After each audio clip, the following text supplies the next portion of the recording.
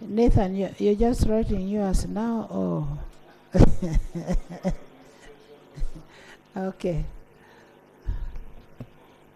Madam Speaker and honourable members, the value-added tax amendment You can bill actually even give the shadow to read it. If 2024, combine. the background has been given by the main report when it was brought here, and the agencies that we interacted with. I don't have to go through that. The main issues in this bill: if your employer, mainly the manufacturer, donates to you items, the bill requires him or her to pay VAT on them. And we want to give examples because we are not legislating only for ourselves. So you work in Coca-Cola, they give you 100 crates of soda for your wedding. The bill now says they must tax them. Tax a donation? Yeah, that's what the bill says. Because companies and manufacturers... And who pays the one who is giving you the donation? Yeah, so the companies now... Where is the minister? Madam, can I read the report? You first wait. So, you so first start. You start. You start. Madam Speaker, we have picked issues, those of us who are opposed to part of the bill, that we think we need to draw parliamentary attention to them and the public.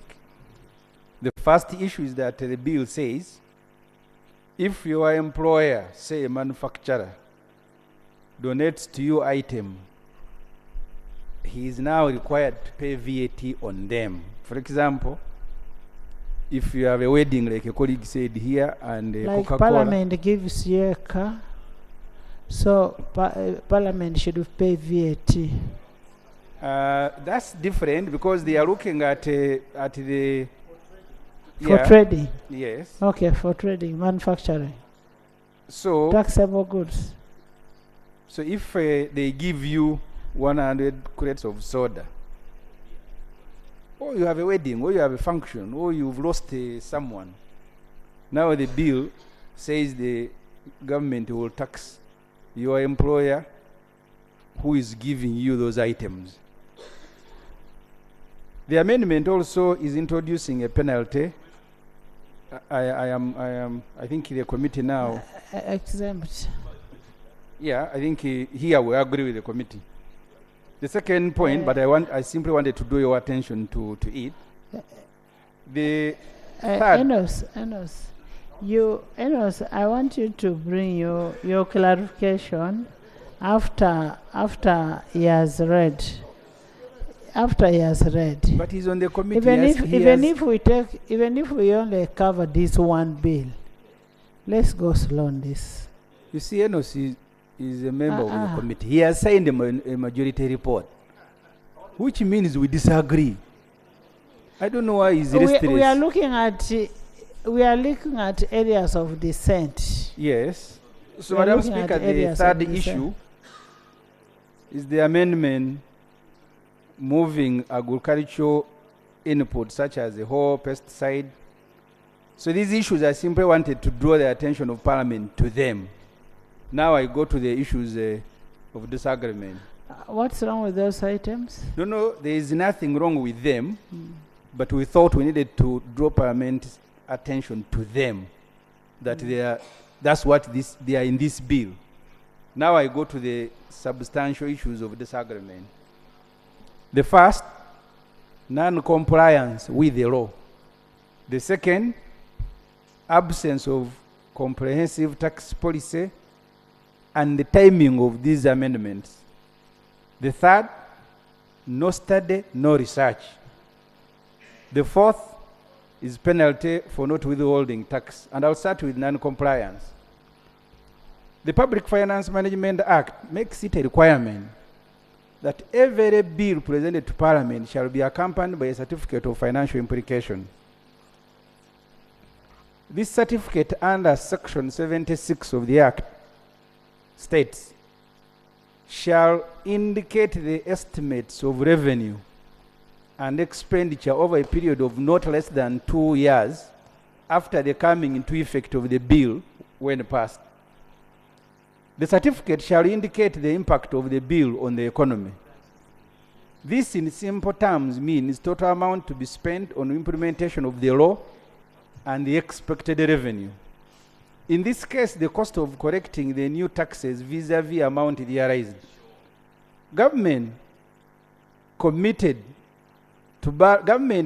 itself to balance the need for revenue correction and economic growth. You don't just close down businesses or threaten to close them over failure to pay taxes without looking at the other factors. That's what government committed itself to. For example, you can close a company and you lose 100 jobs. So you will have lost the tax you want to recover, but you also have lost a job. For example, game was closed because it didn't pay 23 billion. So they didn't pay the money after all they closed, but also the jobs you lost them. So that's why the law requires that you look at the implication of every proposal to the economy. The certificate of financial implication, the Honorable Matia Kasaija issued, dated March 27, just one day before running to Parliament, was presented before running to Parliament, doesn't meet these requirements. It reads, and I have attached the certificates for you to read. Since this is an amendment to existing tax provisions, there is no expenditure plan specifically different from the overall allocation of 619 billion for the financial year 2024-2025 and shillings 534 billion for the financial year 2025-2026 to Uganda Revenue Authority. This is the certificate the minister issued for all the 5 tax bills. I don't want to invite you to debate in anticipation. I am only inviting your attendance that you will find the same certificate. They are just changing names and dates. The only change is the name of the bill. No wonder all the 5 certificates were signed on the same day and 1 hour.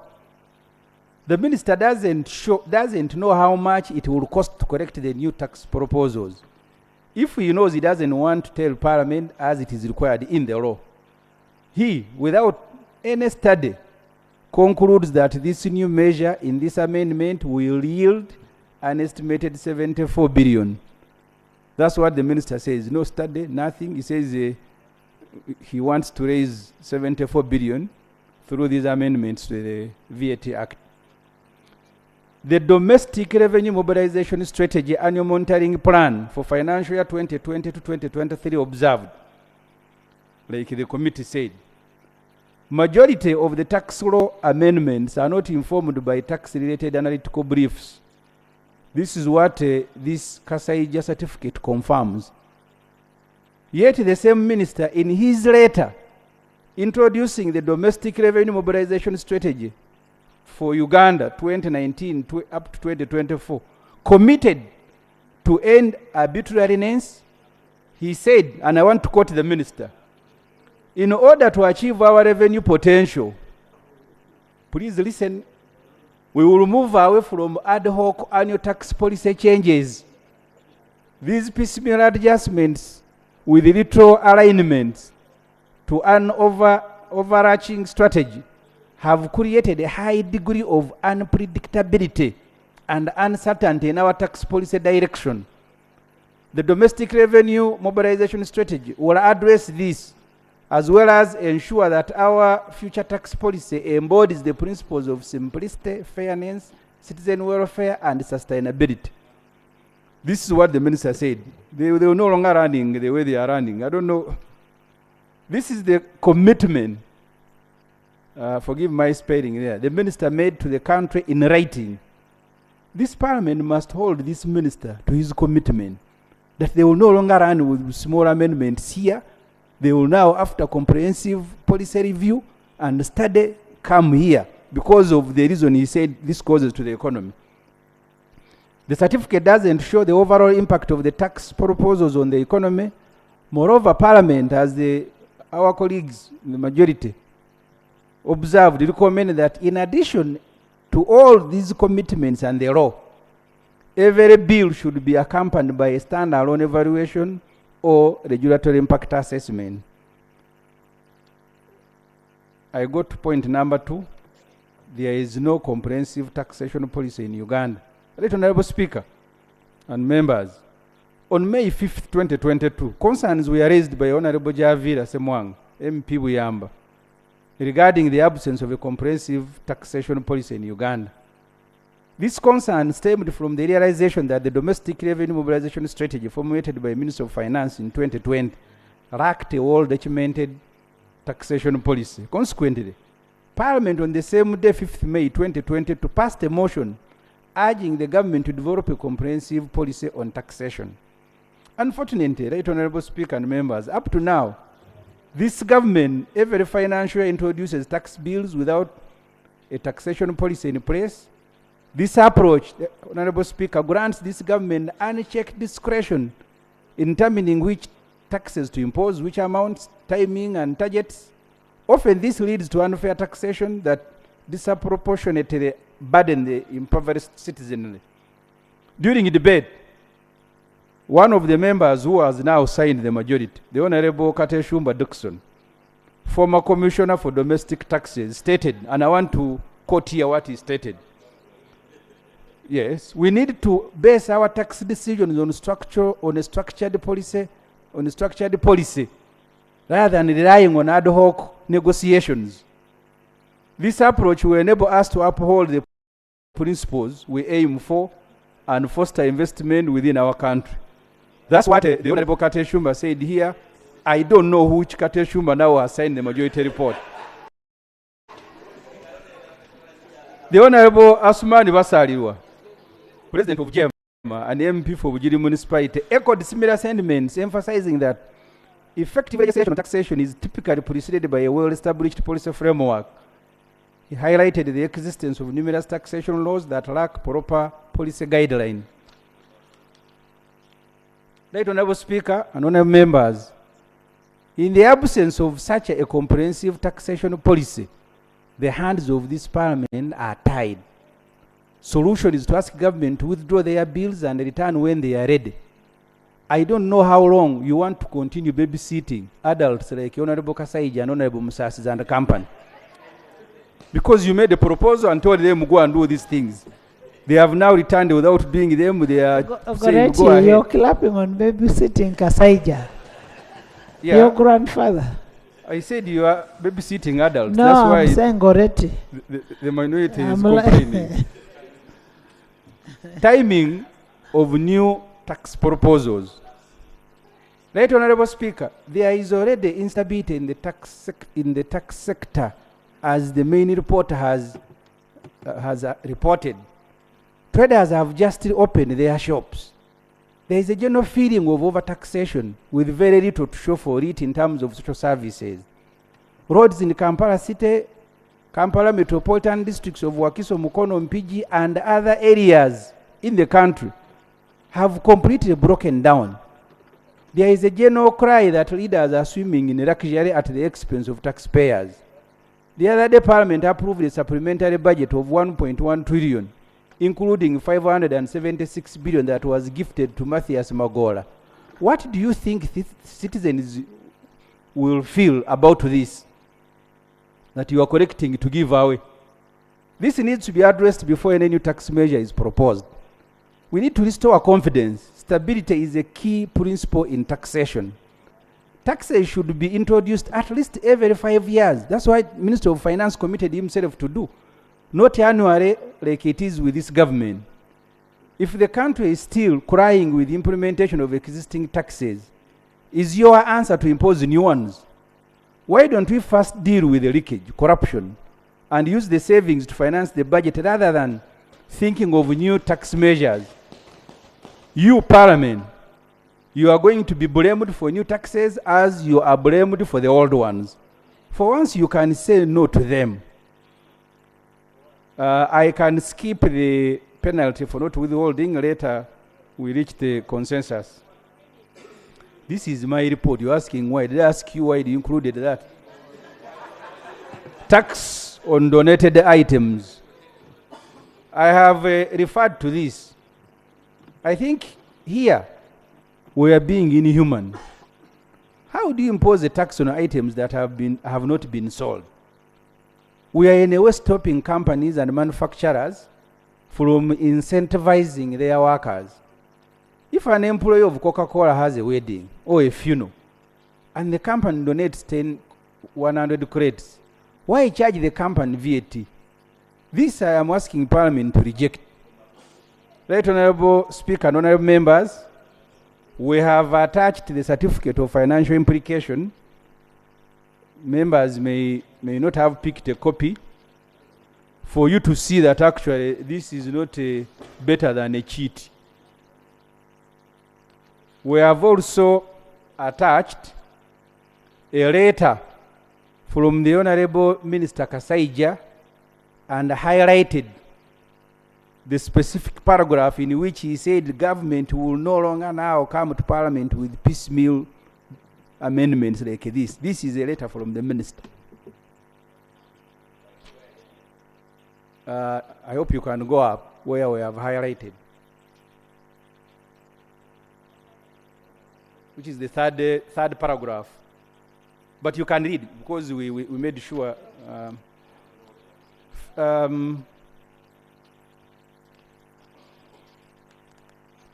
Yeah, I think that is it, Right Honourable Speaker. This Parliament has no option. Thank you. But to tell the Minister to follow the law. Thank you. When he does, I will gladly come here and we begin debating and supporting. Nathan. Thank you very much. Thank you. Nathan. Thank you very much, Madam Chairman, Speaker. not just BC. Thank you very much, Madam Speaker. Madam Speaker, before I make the issue which is under clause 9 and clause 10, there are just 3 small things I want to put ahead first. First, the Ministry of Finance is looking more on income, but not looking at expenditure. So when they look at income, why they are not addressing expenditure is the reason why every now and then they are bringing more tax proposals to collect more. Number 2, Madam Speaker, you asked the question, if we don't pass this bill, is there any problem? There's no problem. Already there's existing law. It will continue to be in force, so you don't need to worry. Number 3 is about the changes in prices, especially in fuel. I think also we should also address the issue of other costs. Okay. This is not the one who advised the minister. Please go ahead. Go ahead. The third one, Madam Speaker, is on the increase of prices of commodities. I think we're looking at the item of only taxation, but also the other issues like exchange rates. Like, for example, if the price of the fuel, we bought it at 3,700, and now the cost is 3,900 a dollar, that means that change in exchange rate will be put on the what? On the fuel. So I want to say that we import all our fuel, and even the clothes we put on, we import. That's why when you go to the market, you'll discover the prices going high. But basically, it's not tax, but because of the change in the exchange rate, which is going up. So you better get your own fuel. The fourth one, Madam Speaker, so that I will concentrate on, which I want to help members to also debate, knowing in taxation, donations are not allowed. Unless it is categorically put in the law that this is a donation, which will be allowed maybe to a charity, to some institutions which are known. So therefore, if a donation is not allowed, that means if you make a donation, you should be taking care of everything which go by it. So if, for example, I don't want to talk about Coca-Cola. Let me talk about beer. Supposing I'm going to wed, I work for Uganda Breweries, they give me 100 crates of beer. I only take 20, I sell the 80. You understand? In the same market. And also that means you have to be very careful when dealing with donations and exemptions. Madam Speaker, having spoken all those many things, I want to descend on two clauses, Clause 9 and Clause 10. Clause 9 proposes to move hose, pesticides, seeds, fertilizers from zero rated under Schedule 3 to Schedule 2 as exempt. Madam Speaker and honorable members, the moment you make it that way, it means the cost of hose is going to increase. How? Some people will lie you, these guys of URA and finance, that exempt means zero. It means all the costs related to that hole, if they are not allowed for VAT purposes, will be added on the price of the hole. So the reason I'm coming here is to tell you that Clause 9, we should not accept those to be exempted, and the Clause 10 should be deleted. Simple. I think I've finished my case. Let me give maybe a simple one. I am selling hose here. I rent a shop. I am paying VAT on the shop. And if I'm not allowed that VAT on that shop I've paid as rental, then that price, that VAT I'm not being allowed, will be added on the price of the hole. This is an agricultural country. We have not reached there. We need these items to be really supported. And that's why I'm saying, if there are some items in the Schedule 2 which is related to agriculture and we have forgotten to deal with them, it is now high time we move them from Schedule 2 to Schedule 3. Madam Speaker, I beg to submit. Thank you so much. Next time, let's have one minority. We can combine them together and we have one. And that will be a respect to our shadow finance. Wait, honorable members. You know, this is a report of a committee. The minister has had a report from the committee. The minister may want to simplify things. Honorable Minister, you may want to simplify things where you want to concede so that it makes the debate easier. You will come and clarify where the minister has not. Thank you very much, Madam Speaker and honorable colleagues. Let me take this opportunity to thank the committee for coming up with good analysis. And I also would like to appreciate our minority colleagues for taking time to analyze our bills very well. Madam Speaker, indeed I would like to simplify things. There is where we agree and where we disagree. And I want to go point by point. I want to begin with Honorable Mafabi, the proposal to not to move hose and the other agricultural items from Schedule 3 to Schedule 2. I strongly agree.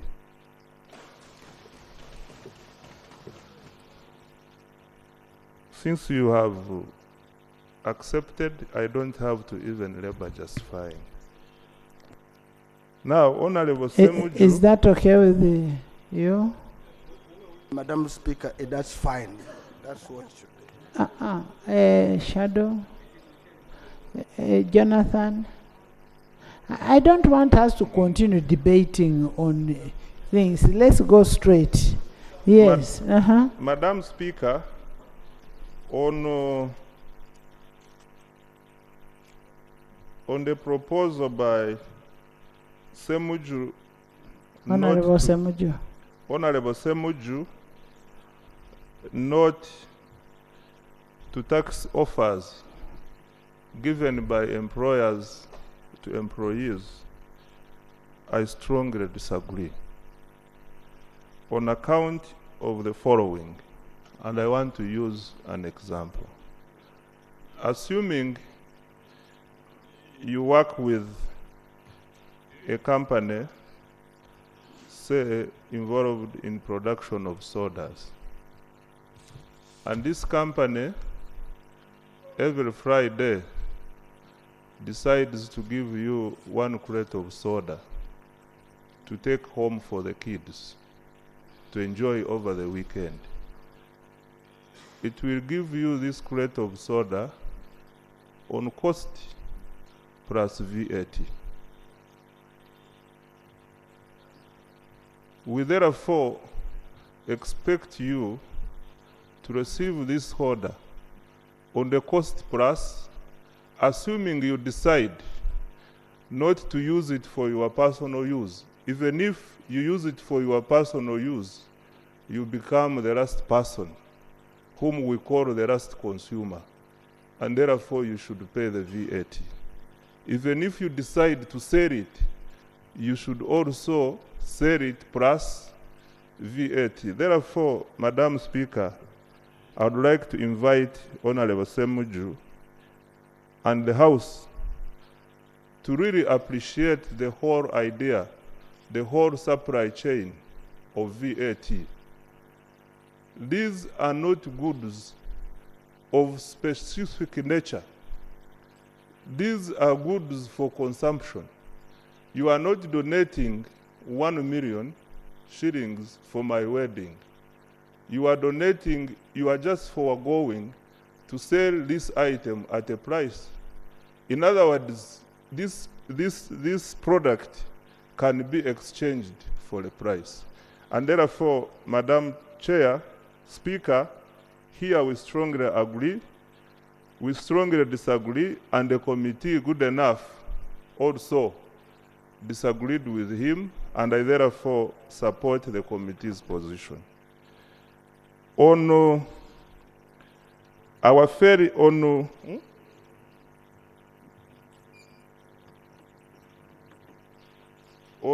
withholding, withholding, I want to imagine you withdrew because you agreed with the committee, and I also agree with the committee.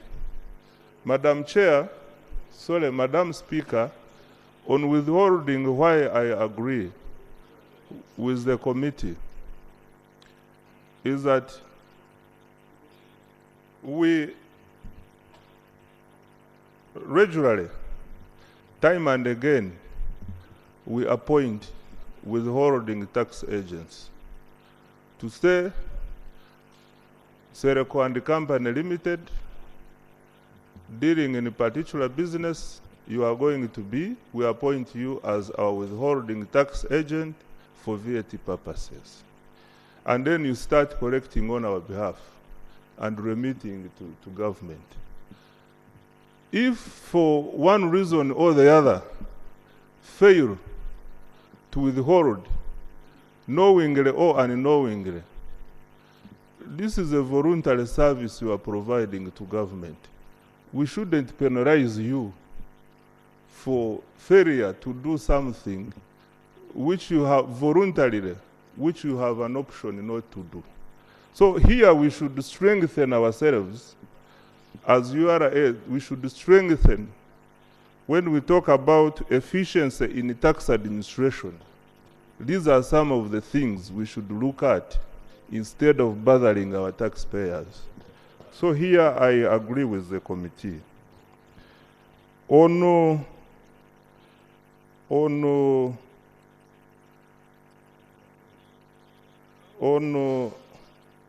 certificate of financial implications. Honorable members, the only thing that we will now clear is what we are not in agreement.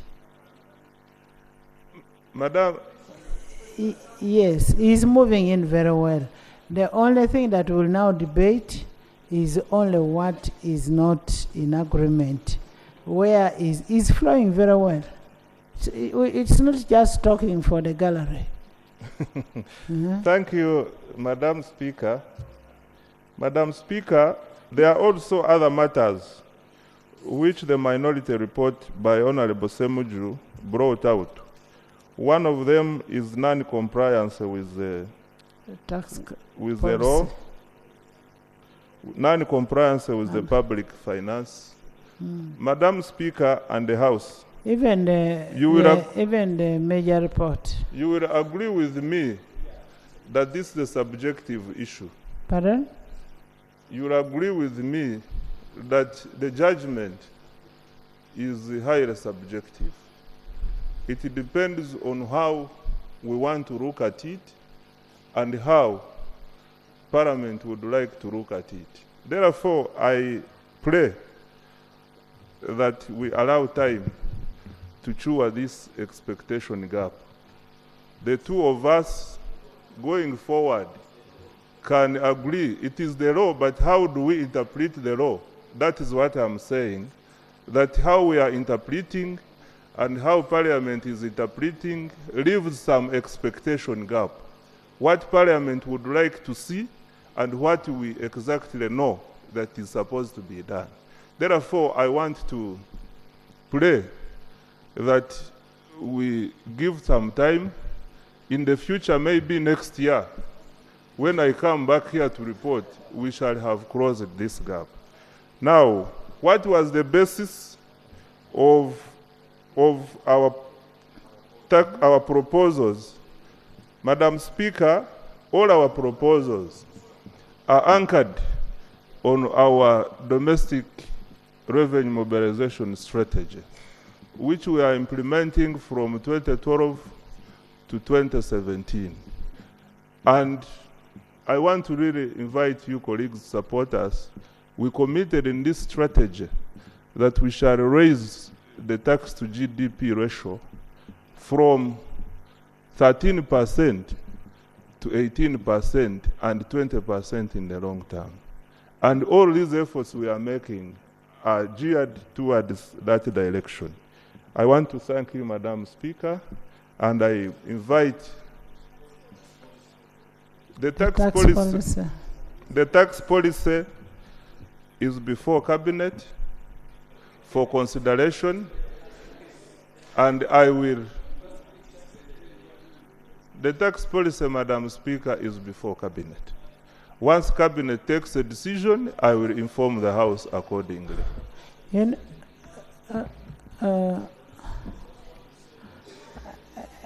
Goretti, you just don't echo. Goretti, when I'm speaking about these matters, it is in my interest.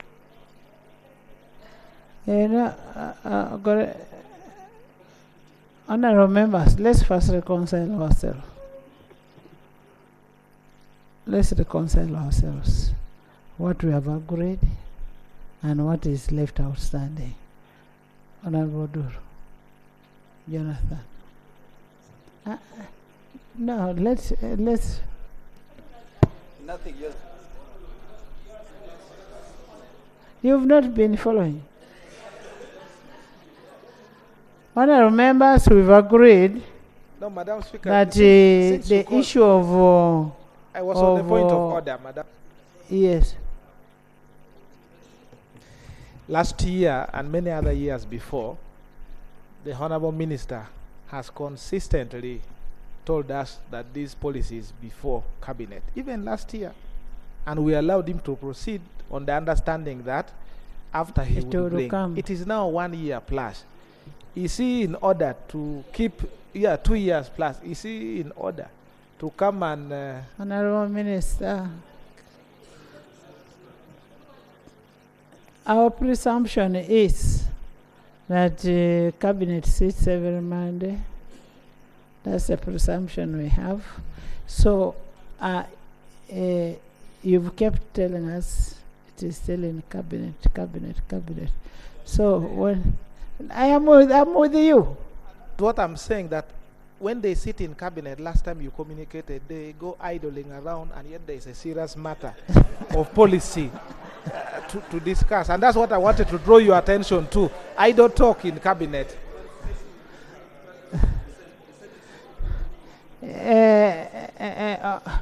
You know, when he talks about idle talk in Cabinet, I said it and I will repeat it, that when you go into cabinet and start idly talking about issues of how Parliament has been corrupted, not to pass RAPEX bills, how Parliament is not doing its work, how Parliament, and you forget to do your job.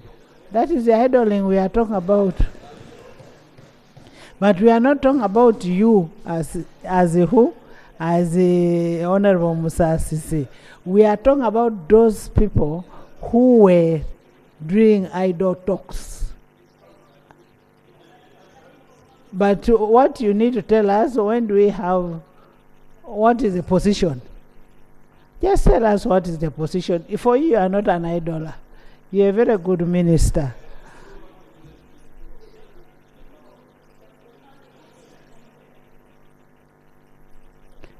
Hold on, members, hold on. Madam Speaker, it is not true that last year I told this Parliament that the cabinet, that the policy was before cabinet. It is not true. I am sure you know I'm a Mchiga. I don't tell lies.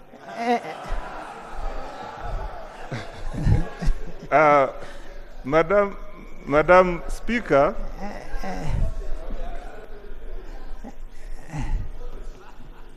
Madam Speaker, sometimes we allow our colleagues space, but they must not misuse it. You earlier here, when you are asked about the prices of fuel, you said the law of supply and demand is what applies. Last year, you wanted the law changed so you can become a monopoly and import petroleum. Had you forgotten that the law of supply should apply there? So is the minister in order to come here and deny that sometimes he tells lies to Parliament? Is he in order? Maybe I'm just fortunate that I've never had this lie, because he's a Muchiga. Madam Speaker, to cut the wrong story short. Attorney General is standing.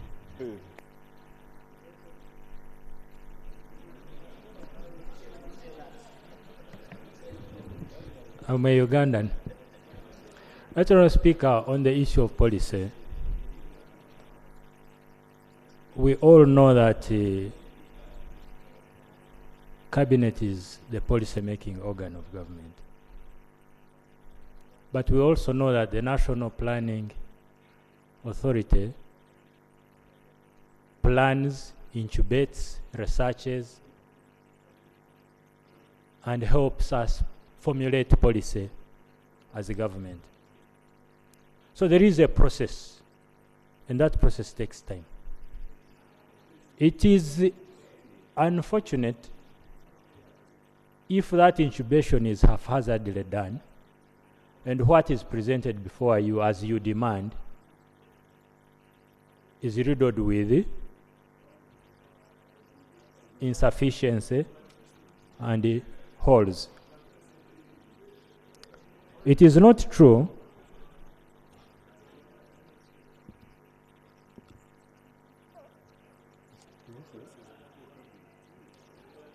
So I wanted to say that indeed there is a policy, there is a process for making this policy. And when the time is right, Cabinet, will present that policy, will pass that policy and bring it to the House. It would be wrong for this House to push Cabinet to present a policy that is still under incubation. The policy can only be presented when it is ready and proper. I beg to submit. Honorable members, we are almost there. We've almost resolved all the legal issues in the Act, in the bill. Now, the issue that is outstanding is on the compliance of the law, and which you just need to explain to this House You need to explain to this house. Katesh, do you have what to say? Do you... Right Honourable Speaker, just wanted to give information so that the members can debate from a proper technical point of view on the issue which Honourable Ssemujju raised it, about the donations. that one has you have been resolved. sorted. We are in agreement. Okay. You know, honourable members, you'll bear with me, even if there are people who are members of the committee. But when I know, if it is a Honourable Nathan, I know he's a member of the committee, and when it comes to taxation, I will allow him to speak. When it comes to Katesh, when it comes to this, you are a VAT, Elijah Casilo was there. Those are people who are managing it. Then, of course, the shadow. Yes. Another tax. Right, Honourable Speaker, I do hear the Deputy Attorney General when he says that we, for now, should accept what is half-baked. Half-baked. Because he said that we are dissatisfied.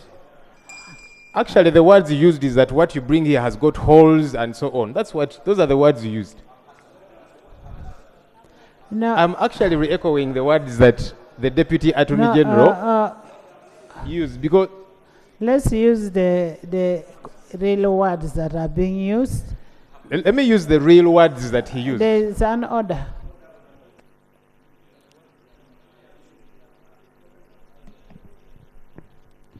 This is Parliament, a national legislature.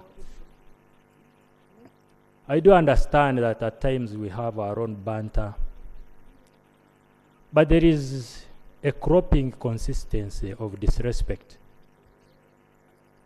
I do respect the leader of opposition. Last week, he responded to me and said, you should compose yourself. He said it. It is on record.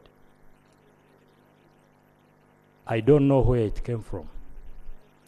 And now he's saying something similar to that. Madam Speaker, I know the words I used and they are on record. I said Parliament should not push Cabinet to present a haphazard policy. I said the policy is still under incubation. Is it in order for the Right Honourable Leader of Opposition to regularly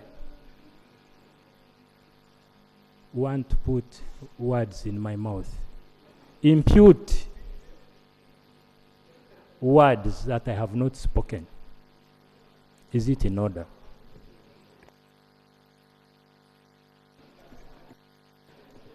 Of course, really, honourable members, we need to appreciate what Daga is saying. He says, yes, we need a policy here. And he's saying that the policy they want to bring should be a policy that has been completely done, that will meet the test of time, not bring something that is incomplete. And that's what he meant. But when you say that he said half-cooked, half-baked, half-cooked, it is not correct. It is not correct. You're wrong, Leader of Opposition. Actually, right Honourable Speaker, in fact, when I use the word half-baked, I am wrong. This one is not even baked at all because there's no policy at all. So I'm wrong when I say half-baked. This one is not baked at all. And what I wanted to drive to, right Honourable it Speaker. depends, because for me, I cannot say whether it is baked, half-baked, or it is in the process, because we don't sit in a cabinet. Now, the Leader of Opposition maybe sits in that cabinet. Right Honourable Speaker, really to get to the serious issue, I actually wanted to drive government to commit. when do we get to have the comprehensive taxation policy? Exactly. So that we stop this back and forth, half-baked, not baked at all, and so on. We need to have now you're talking as a leader of opposition. No, but even the other time I was talking as leader of the opposition, right, Honorable? So that we are able to hold them accountable. Because you see, the Honorable Musasi, he has just denied that last year he did not promise us this. So we want, whether it be him, the Prime Minister is not around, we need a proper commitment. When does this come? We need a commitment Madam Speaker, today, this year, I have made a commitment that we shall bring a comprehensive tax policy before this House. And by end of this year, we shall have presented this policy to this House. You know, honorable members, you're still here. If he doesn't bring, by end of this year, it's just 6 months away. But it's just 6 months away. He will bring it. If he doesn't, we hold him accountable.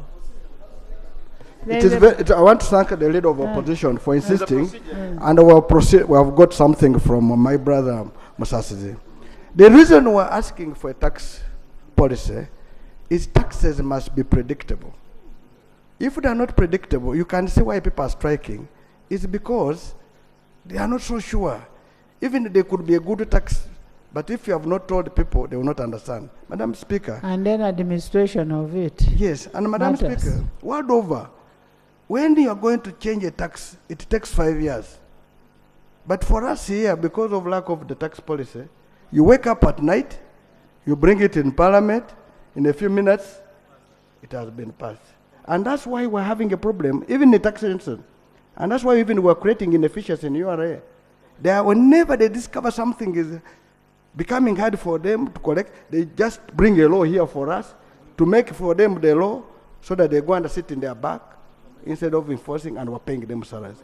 So, Madam Speaker, if the minister is saying at the end of the year, I think this is a problem.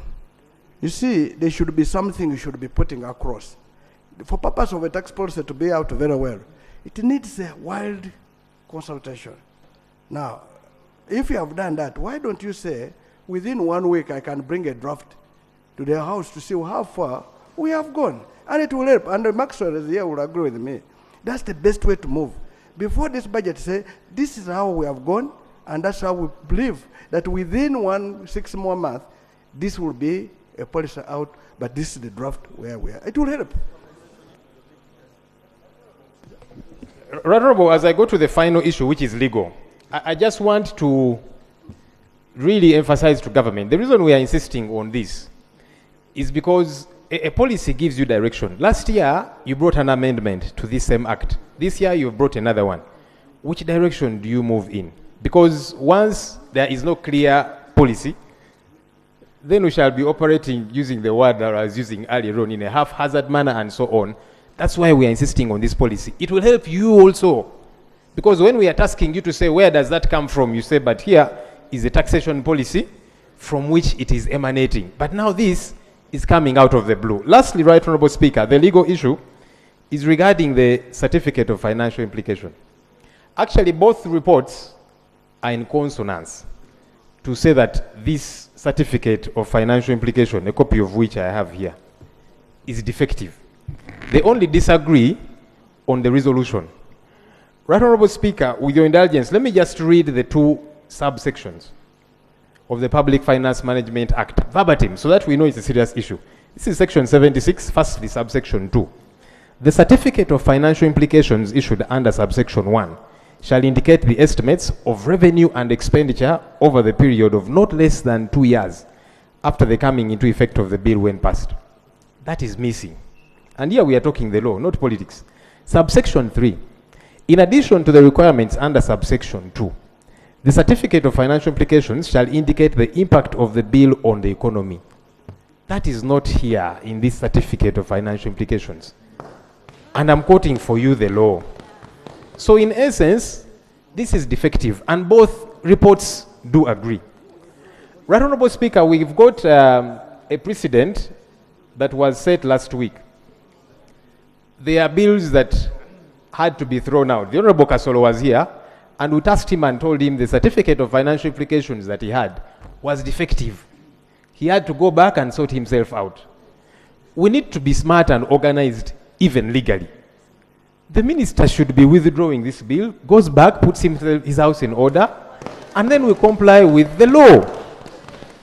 Because we are not going to suspend this particular provision of the law, Section 76 of the PFMA. We actually don't have the mandate to suspend. We can only suspend our rules. But acts of parliament, they are acts of parliament, they are law. So I want to implore the minister who is not listening, maybe I give him a minute.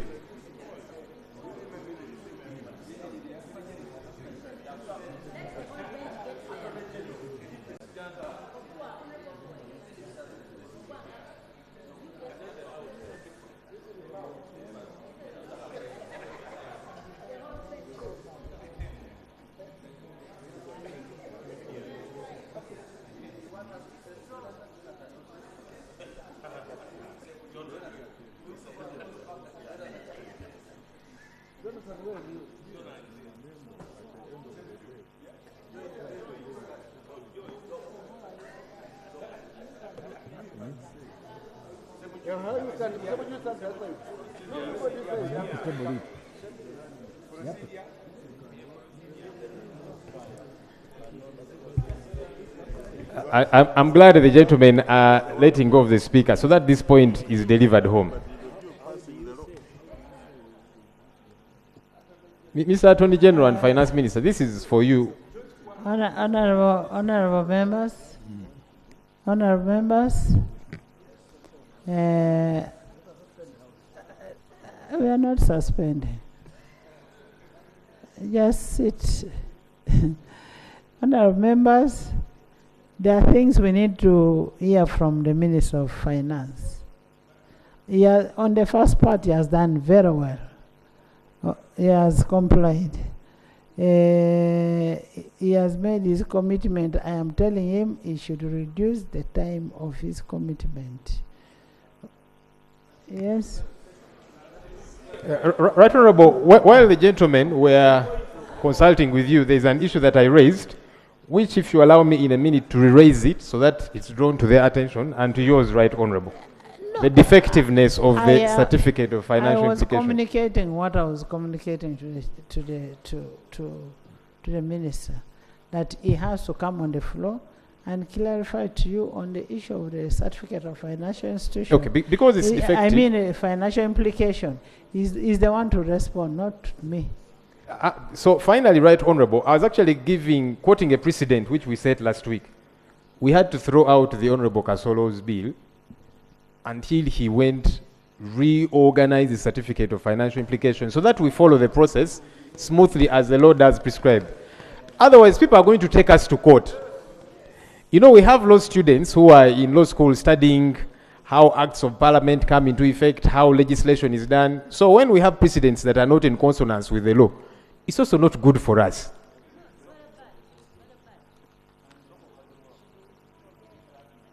Yes, he has information.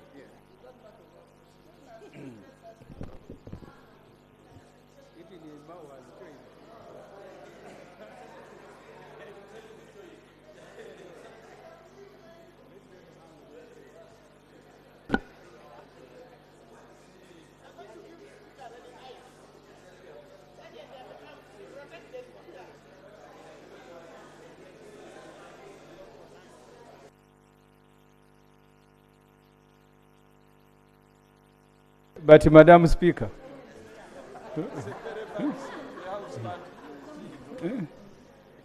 Madam Speaker, this house is being broadcast live.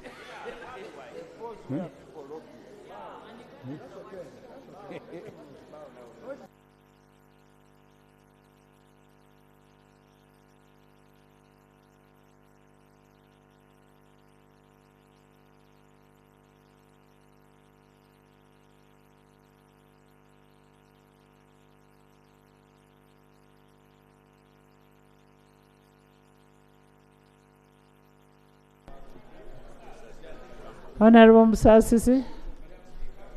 Madam Speaker, if you allow, you can allow me a second, my colleague. See, what you have just witnessed here is exactly what happened when the committee was processing these bills. And I sympathize with my colleagues that you are assigned to chair committees, you the NRM side. In fact, they made the same observation, and one MP, I will not say the name, these are in-house, he was saying, but with that observation, the bill has collapsed. He said, hey, how do we improve the observation? Even the observation was edited. Let them deny if they did not edit their own. Order. Honorable. Madam Speaker, and I beg the indulgence of colleagues, there is a difference between the bills of last week and these bills we are considering now. These bills are supposed to facilitate the budget for financial year 2024-2025. Just 1 year. You cannot ask me about the projected revenues for 2 years when the bill is for 1 year. And this is why I said that because we have experienced an expectation gap between what Parliament wants us to put in the bill and what we think should be there, Parliament or the law. Putting me on order doesn't give you anything.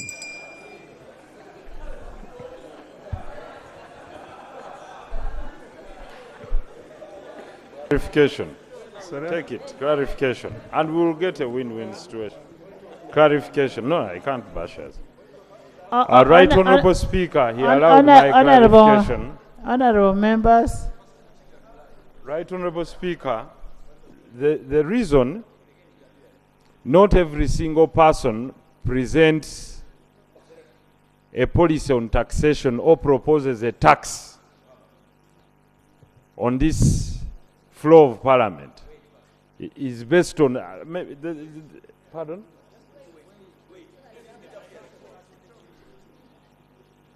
Because you must research the incidence, the impact, and everything.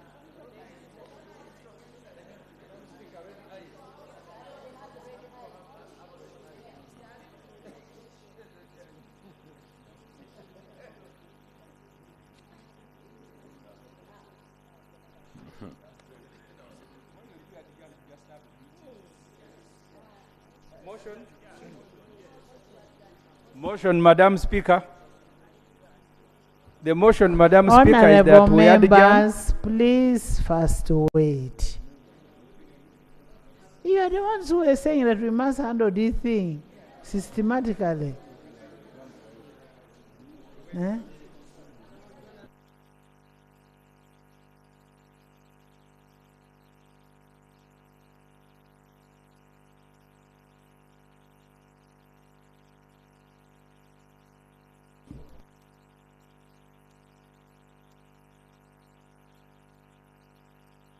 Honourable members, can I have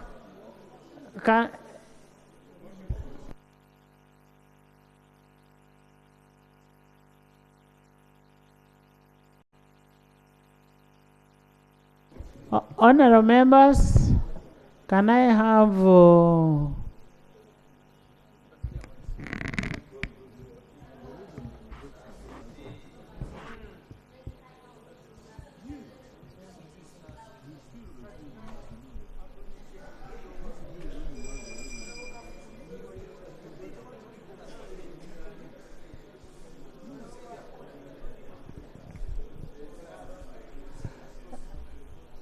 what have you resolved? Honourable members, I will ask the Minister of Finance, Shadow, you. I will ask the Minister of Finance. I will ask the Minister of Finance, Shadow, both Attorney Generals. Constitutional this side, and Government Chief Whip plus Nathan. Go and harmonize. Go and harmonize. Honorable members. Honorable members. Honorable members. Go and harmonize and come and report back to the House. Jonah, you are a constitutional. I said, and chairperson, yes. I am giving you people 30 minutes to go and harmonize as we go for lunch. And once, Nathan, did you hear that I'm giving you for 30 minutes? Yes. So go and harmonize. I am suspending the House for 30 minutes.